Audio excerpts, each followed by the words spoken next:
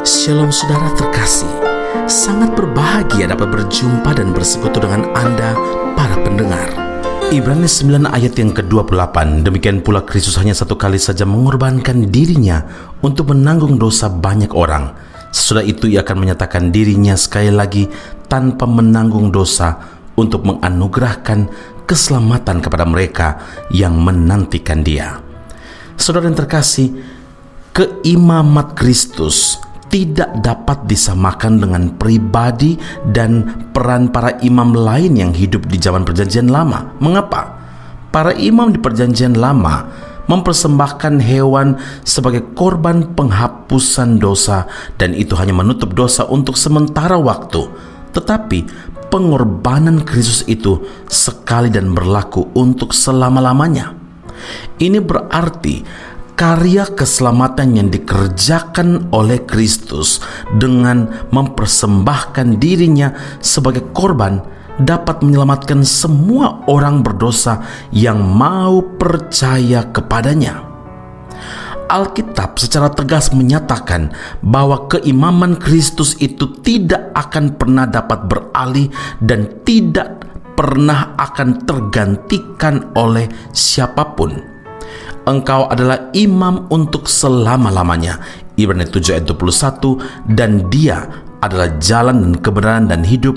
Tidak ada seorang pun yang datang kepada Bapa kalau tidak melaluinya. Karena itu, ia sanggup menyelamatkan dengan sempurna semua orang yang oleh dia datang kepada Allah, sebab ia hidup senantiasa untuk menjadi pengantara mereka. Ibrani 7 ayat 25.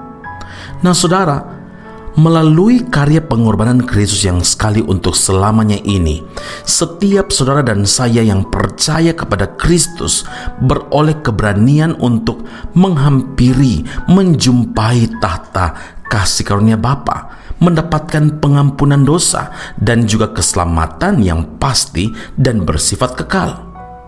Dialah imam besar agung yang sanggup menyelamatkan, dan tidak ada lagi yang dapat manusia lakukan untuk menambah atau mengurangi kesempurnaan dari korban Kristus itu.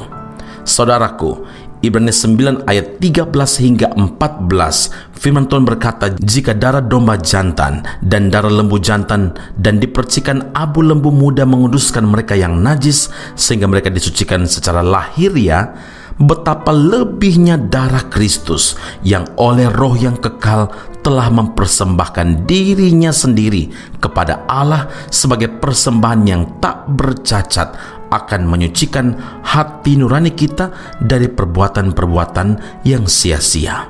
Karena itu ingatlah saudara, Kristus dengan membawa korban yang sempurna dan tak bercacat, yaitu tubuhnya sendiri dan darahnya, menghasilkan pengampunan dosa bagi kita dan juga keselamatan kekal bagi saudara dan saya yang percaya kepadanya.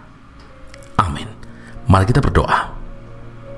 Bapa di sorga, kami berterima kasih untuk pengorbanan Kristus yang sempurna bagi kami.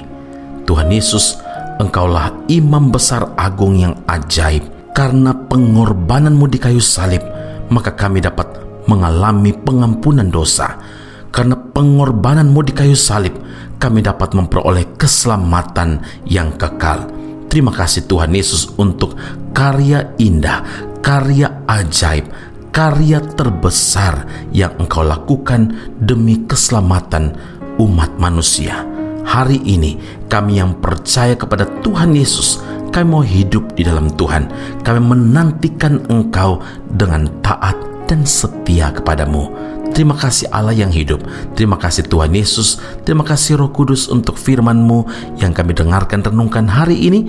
Dan biarlah ini jadi pedoman bagi kehidupan kami hari lepas hari dalam Kristus Yesus Tuhan dan Juru Selamat kami. Kami telah berdoa dan mengucap syukur kepada Bapa di surga. Haleluya. Amin. Tuhan Yesus memberkati Anda. Sampai jumpa. Keep on growing and never give up.